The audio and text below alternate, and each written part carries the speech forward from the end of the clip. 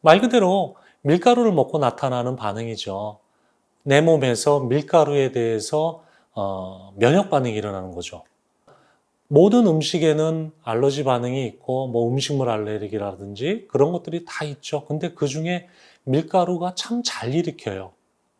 그래서 밀가루 알러지라고 해서 어떤 특별한 특유의 증상이 나타난다라기보다는 밀가루도 음식 알러지 중에 하나인데 밀가루가 굉장히 흔하다라는 거죠. 일례로 어느 대학병원이나 이런 종합병원에서 무작위로 검사를 해봤대요.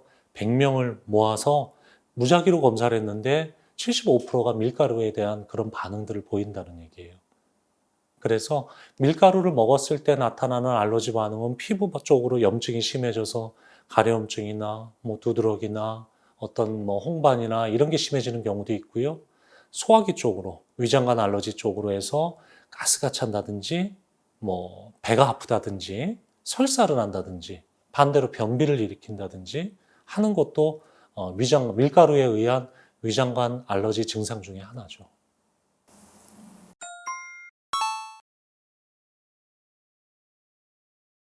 그러니까 알러지가 있는 사람은 무조건 밀가루를 끊어라. 이렇게 얘기하는 게 조금 이제 좀 과한 면은 있지만 예를 들어서요. 환자분이 어떤 검사도 안 하고 전혀 모르는 상황에서 제가 아토피나 알러지가 있는데 무슨 음식을 먹으면 안 될까요? 라고 물어보시면 몇 가지를 얘기하겠는데 그 중에 밀가루는 가능하면 줄이세요라고 얘기할 것 같아요. 그만큼 잘 일으킨다는 얘기죠. 실제 검사를 해보면 밀가루에 대한 반응을 일으키는 사람들이 많이 보이고요. 또 하나, 밀가루는 특이하게 검사를 했을 때 나타나는 정도가 만약에 중간 정도의 단계다라고 봤을 때 저는 밀가루는 단계가 이렇게 중간 정도밖에 검사상에는 안 나오지만 일상생활 중에서는 더 강하게도 일으킬 수 있습니다. 라고 얘기하기 때문에 밀가루는 좀 더 줄이세요.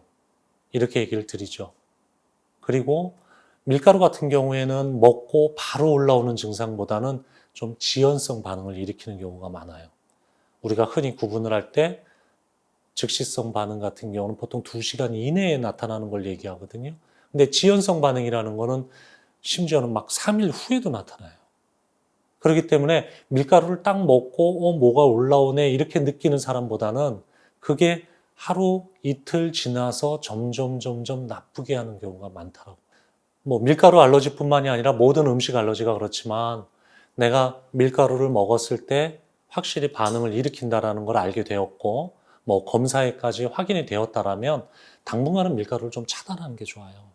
그 말은 무슨 말인가 하면 밀가루가 그렇게 해로운 음식이 아닌데도 불구하고 내 몸에서는 밀가루가 들어왔을 때 그거를 해로운 물질이 들어왔다고 인식을 하고 거기에 대한 면역 반응을 일으키기 때문에 자꾸만 들어가면 들어갈수록 몸에서는 거기에 대한 항체를 자꾸만 만들어내게 되죠. 그렇기 때문에 당분간 첫 번째는 일단은 몸에 자꾸만 들어오는 걸 차단시켜 주는 게 좋아요. 그렇게 해서 밀가루에 대한 몸에서의 쉽게 얘기하면 어떤 기억을 자꾸만 잃어버리게 하는 게 좋겠죠. 그게 한참 지나서 그게 밀가루에 대한 몸에서의 어떤 기억이 줄어들게 되면 그 다음에는 이따 음식 먹는 거에 대해서는 그렇게 과민하게 반응을 안 보이는 경우가 있거든요. 그래서 일단은 치료에 있어서는 제일 첫 번째는 밀가루에 대한 섭취를 줄이거나 끊는 게 중요하고요. 두 번째는 100% 끊기가 참 쉽지 않아요. 일상생활을 하다 보면, 사회생활을 또 하다 보면. 그래서 만약에 밀가루를 어떻게 불가피하게 음식을 섭취했을 때 거기에 대한 알러지 반응이 나타나면 그런 반응을 빨리 잡아주는 게 좋아요. 뭐 약을 쓸 수도 있고요. 아니면 어떻게 보습이나 이런 관리를 통해서라도 적극적으로 증상을 빨리 잡아주는 게 좋죠. 그리고 또 하나는 마지막으로 밀가루를 말씀드렸던 것처럼 우리가 일상생활을 하면서 밀가루를 사실 내가 완전히 차단하고 살 수는 없거든요.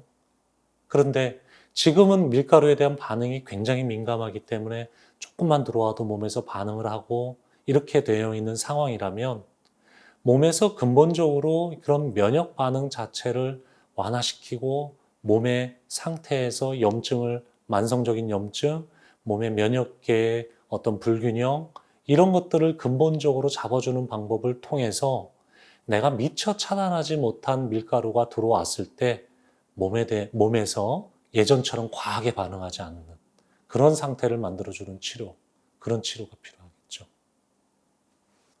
오늘 영상을 통해 설명드린 것들이 시청자분들에게 도움이 되셨으면 좋겠습니다.